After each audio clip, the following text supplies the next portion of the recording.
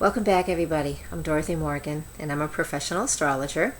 You can find me on the web at nhastrologer.com, where you can read this forecast. And this is the July 15th full moon in Capricorn forecast.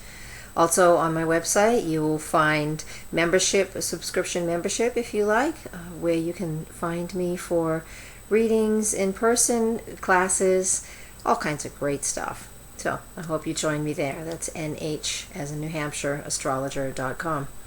Today, July 15th, or whenever you're watching it, the July 15th full moon in Capricorn. This is the first major lunar cycle that we've had that's not an eclipse in 6 weeks. So it's going to feel like normal. It's going to feel like just a normal full moon. We have lots of things that we can release, and let's get to that now. What we do with full moon rituals as well, the moon will be void, of course, as soon as it is full, all day of July 15th, but that doesn't matter with the full moon, because with the full moon we write down things that we're needing to release, and we're just going to write them down on a small piece of paper, just a little notebook, so it's not a bonfire, and then we burn it. So do that someplace safe and sound, but you can do that anytime on the 15th. And actually, for me, what I love to do with full moons, and even when the moon is waning, whether it's a week after the full moon, doesn't matter. If I have something that is really bothering me, I still write it down and burn it and release it. So what I'm going to give you today is some ideas of how we use the Capricorn energy and what the astrological focus is with this full moon. But trust your own intuition, trust your own, trust yourself. All right, so you know what works for you. You're the authority in your own life. All right, and that authority is Capricorn energy. So I'll give you what I know, and you do what you know, and put them together, and you'll have a great full moon releasing ritual before you know it.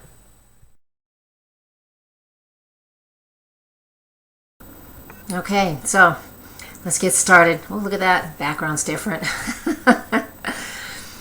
That second half of that other one was really terrible. So talk about Capricorn.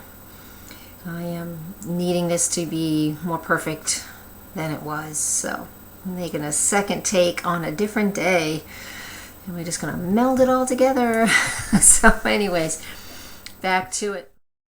So with this Capricorn full moon, that Capricorn moon is very organized and very practical and very businesslike.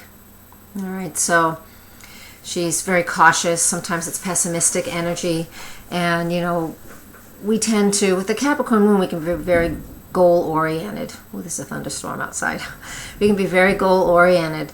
And we take on too much work. Business takes first place over family. We don't really want that. The full moon is making us aware of how hard we're working and how little we're getting to spend time with our family. Or, the focus is like, I really want a vacation. I really want to just spend time at home or with my family. And, that doesn't mean you have to do anything as far as a releasing ritual. It's just the awareness. And that's what full moons are about. They bring about awareness, and we can release with them. So if you have too much responsibility in your life, then you can write down on a piece of paper and burn it, saying, I easily release the extra burdens or the extra responsibilities that I have in my life. That's mainly the things we can write down and release. Whatever these extra responsibilities are that are taking up too much of our time, write it down and release it. I'm not going to be specific here because everybody, you have your own life. You know where you have too much responsibility. And that's what the full moon makes us aware of. All right, so what we need to do is we need to be less business-like and more family-oriented with this full moon. So do what you can to release those energies of being too stiff and too stuck in a rut and working too hard, okay? And I'll do the same. Again, that's why I have a new background here. What I tried to do yesterday looked too darn serious, and that's just not me anymore. So thank you all for listening. I love your support. Thank you for just following me all these years. And go to my website because you can read this forecast in more details. It's well written, well edited, and that is at nhastrologer.com. You can find me on Facebook You can find me in Massachusetts to do readings in person. I do love doing phone readings, and Skype works some of the time as well.